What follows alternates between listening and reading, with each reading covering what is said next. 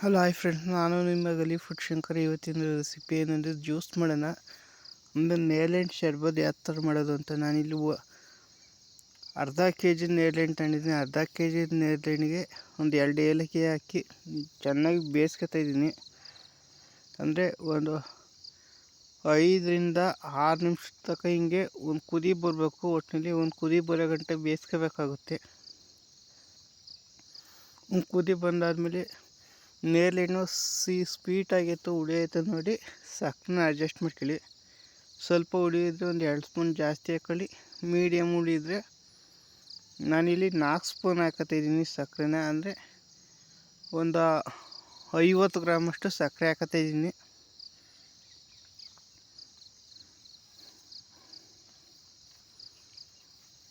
ಇದು ಸಕ್ಕರೆ ಕರಗಂಟಂದರೆ ಒಂದು 2 ನಿಮಿಷ, ಟೋಟಲ್ ಒಂದು 8 ನಿಮಿಷ ಬೇಯಿಸ್ಕೊಂಡ್ರೆ ನಿಮಗೆ ಸಾಕಾಗುತ್ತೆ. ನೋಡಿ ಈ ಥರ ಬೇಯಿಸ್ಕೊಂಡೈತೆ. ಮತ್ತು ಯಾರ್ಯಾರು ನನ್ನ ಚಾನಲ್ ಸಬ್ಸ್ಕ್ರೈಬ್ ಆಗಿಲ್ಲ ಅಂದರೆ ಈ ಕೂಡಲೇ ನನ್ನ ಚಾನಲ್ಗೆ ಸಬ್ಸ್ಕ್ರೈಬ್ ಆಗಿ. ಇದಕ್ಕಿಂತ ಇನ್ನೂ ಡಿಫ್ರೆಂಟಾಗಿರೋ ವೀಡಿಯೋನ ತೋರಿಸ್ತೀನಿ ನೋಡಿ. ಅದು ಪಾತ್ರೆ ಜಾಸ್ತಿ ಆಯಿತು ಅಂತ ಬೇರೆದಕ್ಕೆ ಶಿಫ್ಟ್ ಮಾಡ್ಕೊಂಡಿದ್ದೀನಿ ನೋಡಿ. ಇಷ್ಟೇ. ಈಗ ಕಲ್ಲರೆಲ್ಲ ನೀಟಾಗೈತೆ ಮತ್ತು ಸಕ್ಕರೆ ಎಲ್ಲ ಕರಗೈತೆ. ಇವಾಗ ಇದನ್ನು ತಣ್ಣಗೆ ಮಾಡ್ಕೋಬೇಕಾಗುತ್ತೆ. ಸ್ಟವ್ ಆಫ್ ಮಾಡ್ಕೊಂಡು ಒಂದು ಅರ್ಧ ಗಂಟೆ ಬಿಟ್ಟು ನೋಡಿ ಹಿಂಗೆ ತಣ್ಣಗಾಗಬೇಕು. ತಣ್ಣಗಾದ್ಮೇಲೆ ಈ ಥರ ಬೀಜನ ಬಿಡಿಸ್ಕೋಬೇಕಾಗುತ್ತೆ. ನಿಮ್ಗೆ ಆರಾಮಾಗಿ ಬೀಜ ಬರುತ್ತೆ. ಈ ಥರ ಈಸಿ ಬರಬೇಕು, ಅಷ್ಟು ಬೇಯಿಸ್ಕೋಬೇಕು. ಒಂದು 7-8 ನಿಮಿಷ ಬೇಕಾಗುತ್ತೆ. ನೀಟಾಗಿ ಬೇಯಿಸ್ಕೊಳ್ಳಿ.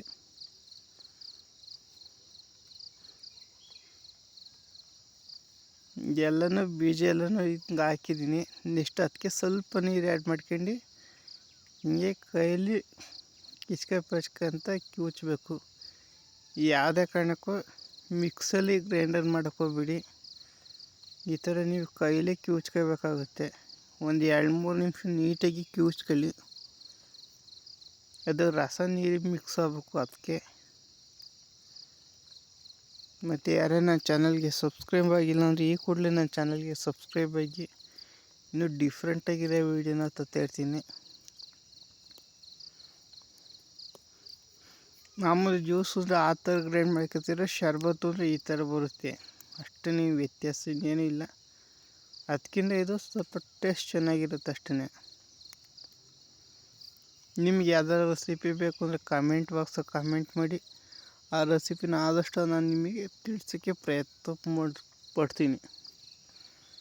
ನೆಕ್ಸ್ಟು ಒಂದು ಪಾತ್ರೆ ಇಟ್ಕೊಂಡು ಅದನ್ನು ಸ್ವಲ್ಪ ಫಿಲ್ಟ್ರ್ ಮಾಡ್ಕೊಳ್ಳಿ. ನಾನು ಒಂದು 3-4 ನಿಮಿಷ ಚೆನ್ನಾಗಿ ಕಿವುಚಿದ್ದೀನಿ. ಇವಾಗ ನೀಟಾಗಿ ಫಿಲ್ಟ್ರ್ ಮಾಡ್ಕೊಳ್ಳಿ. ನೀರು ಅಷ್ಟೇ, ನೇರಳೆಣ್ಣೆ ಎಷ್ಟು ಮುಳುಗುತ್ತೋ ಅಷ್ಟೇ ನೀರಿರಬೇಕು. ಜಾಸ್ತಿ ನೀರು ಹಾಕಿದ್ರೆ ಚೆನ್ನಾಗಿರಕ್ಕಲ್ಲ.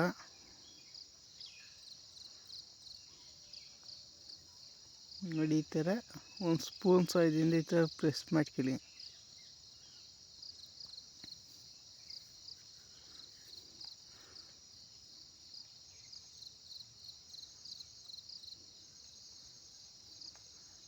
ನೆಕ್ಸ್ಟು ಎಲ್ಲನೂ ಫಿಲ್ಟ್ರ್ ಆದಮೇಲೆ ನಾನೀಗ ಒಂದು ಅರ್ಧ ಸ್ಪೂನಷ್ಟು ಚಾಟ್ ಮಸಾಲ ಹಾಕತ್ತಿದ್ದೀನಿ. ಇನ್ನೊಂದು ತಪ್ಪಲಿಗೆ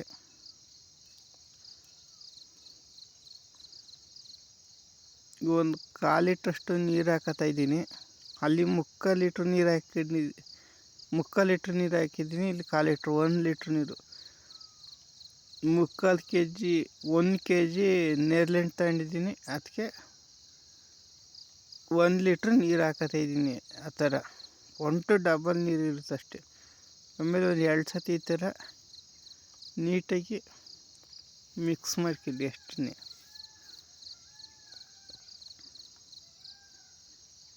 ನೀಟಾಗಿ ಮಿಕ್ಸ್ ಹೋದರೆ ನಿಮಗೆ ಅದ್ಭುತವಾದ ನೇರಳೆ ಶರ್ಬತ್ತು ರೆಡಿ ಆಗುತ್ತೆ.